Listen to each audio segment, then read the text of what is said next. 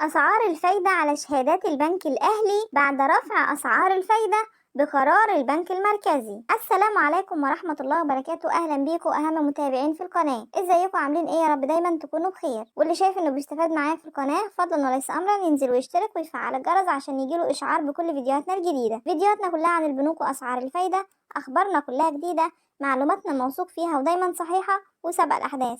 اعمل لايك للفيديو عشان تدعمني وعشان يوصل للكل. ويلا بينا نشوف الخبر اللي معانا النهارده. البنك الاهلي بيرفع اسعار الفايده بعد قرار البنك المركزي لتنافس اسعار التضخم حاليا، ولان البنك المركزي اصدر قرار برفع اسعار الفايده مؤخرا قبل الغاء اجتماع شهر مارس، فرفع الفايده بمقدار 600 نقطه اساسي، اي 6% دفعه واحده، وبالتالي تم رفع اسعار الفايده سواء على الحسابات وعلى الشهادات المتغيره. كما اصدر البنك الاهلي شهادات مرتفعه العائد من أجل سحب السيولة النقدية من السوق المصرفي. وهنتعرف دلوقتي على كل شهادات البنك الأهلي القديمة والجديدة. ومعانا الشهادة الأولى اللي معانا النهاردة، وهي الشهادة البلاتينية السنوية.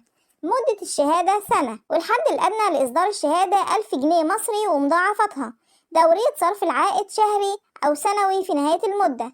سعر العائد 23% يومي و23.5% شهري و27% سنوي، متاحة للأشخاص الطبيعيين، ويتم احتساب الفايدة من اليوم التالي لشراء الشهادة مباشرة، ويمكن الاقتراض بضمان الشهادة، ويمكن إصدار بطاقات ائتمان بأنواعها بضمان الشهادة، ولا يجوز استرداد قيمة الشهادة قبل مضي 6 شهور اعتبارا من يوم العمل التالي ليوم الشراء. وتاني شهادة معانا وهي الشهادة البلاتينية زاد العائد المتدرج الشهري.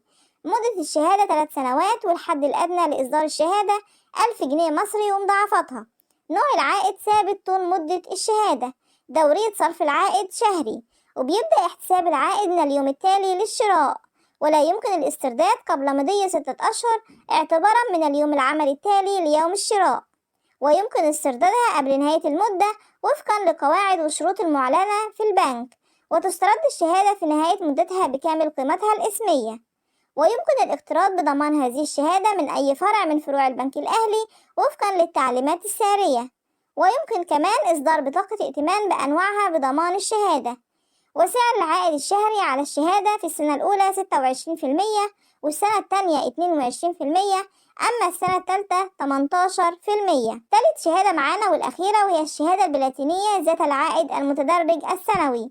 مدة الشهادة 3 سنوات، والحد الأدنى لإصدار الشهادة 1000 جنيه ومضاعفتها. نوع العائد ثابت طول مدة الشهادة. دورية صرف العائد سنوي، وبيبدأ احتساب العائد من اليوم التالي للشراء، ولا يمكن الاسترداد قبل مضي 6 أشهر اعتبارا من يوم العمل التالي ليوم الشراء، ويمكن استردادها قبل نهاية المدة وفقا للقواعد والشروط المعلنة في البنك، وتسترد الشهادة في نهاية مدتها بكامل قيمتها. ويمكن الاقتراض بضمان الشهادة من أي فرع من فروع البنك الأهلي، كما يمكن إصدار بطاقات ائتمان بأنواعها بضمان الشهادة. وسعر العائد السنوي على الشهادة في السنة الأولى 30%، والسنة الثانية 25%، أما السنة الثالثة فبيكون العائد معانا 20%.